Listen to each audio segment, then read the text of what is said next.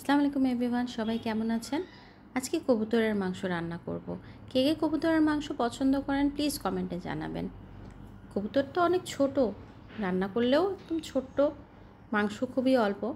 তাই আমি আজকে তেলের মধ্যে প্রথমে কবুতর দুটো নিয়েছি, আমি দুটো খুব ভালো মতো আমি ভেজে নেব। মাংস খুবই অল্প, এজন্য আস্তই রেখেছি, পিস করিনি। উল্টে পাল্টে ভালো মতো একটু ভেজে নেব।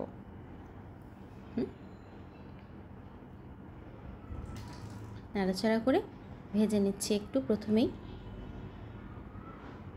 কালার চেঞ্জ হয়ে আসলে, এই যে কালারটা চেঞ্জ হয়ে এসছে, এরকম হয়ে আসলে উঠিয়ে রেখে দিব। একই তেলে পেঁয়াজটা গোল্ডেন ব্রাউন করে ভেজে নেব। একই তেলে কিন্তু ভাজছি, তেল আর চেঞ্জ করছি না। এই যে গোল্ডেন ব্রাউন হয়ে আসলে ওটাতে প্রথমে আদা রসুন পেস্ট দিয়ে দিচ্ছি। আদা রসুন পেস্ট দিয়ে কিছু গরম মশলা দিয়ে দিই, গরম মশলা ছাড়া তো হবেই না। প্রথমে দিয়ে দিচ্ছি 5-6টা লং, এলাচ, দারচিনি দিয়ে ভালো মতো আবারও একটু মাংসটা কষিয়ে নিচ্ছি, মশলাটা কষিয়ে নিচ্ছি খুব ভালো করে। কাঁচা কাঁচা ভাবটা চলে যাবে। চলে যাওয়ার পরে কিছু গুঁড়া মশলাটা অ্যাড করে দিচ্ছি। প্রথমে দিবে হলুদের গুঁড়া, মরিচের গুঁড়া, ধনার গুঁড়া, জিরার গুঁড়া।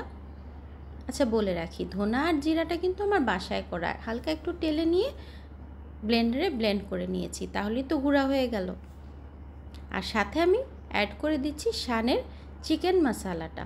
হ্যাঁ, চিকেন মশলা অ্যাড করে আমি মশলাটাকে ভালো করে কষিয়ে নিচ্ছি। একটু পানি দিয়ে দিচ্ছি, পানি দিয়ে একটু একটু করে পানি দিয়ে মশলাটাকে খুব ভালো মতো কষিয়ে নেব, যাতে কাঁচা কাঁচা ভাবটা যেন না থাকে।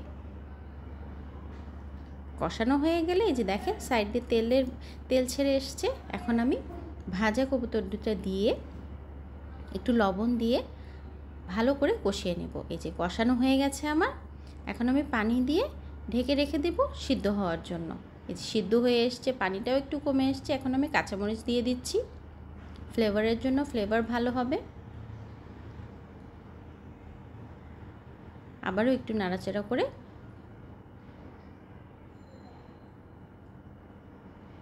এই যে আমার কিন্তু রান্না অলমোস্ট শেষ। খুব সুন্দর একটা ফ্রেগরেন্স এসছে, দেখতেও কিন্তু ভালো লাগছে, কালারটাও বেশ সুন্দর এসছে। এই যে আমার কবুতরের মাংস এখন তো কেমন লাগছে, কালারটা কিন্তু বেশ এসছে। এখন উপর দিয়ে একটু ধনেপাতা কুচি দিয়ে দিচ্ছি। ধনেপাতা কুচি দিয়ে দিলে খেতেও যেমন ভালো লাগে, দেখতেও সুন্দর লাগে। দেখতে কিন্তু খুব সুন্দর লাগছে না মাংসটার উপরে সবুজ রঙের ধনেপাতা, বেশ লাগছে। একটু কমেন্ট করে জানাবেন কেমন লেগেছে আপনাদের। Thank you everyone.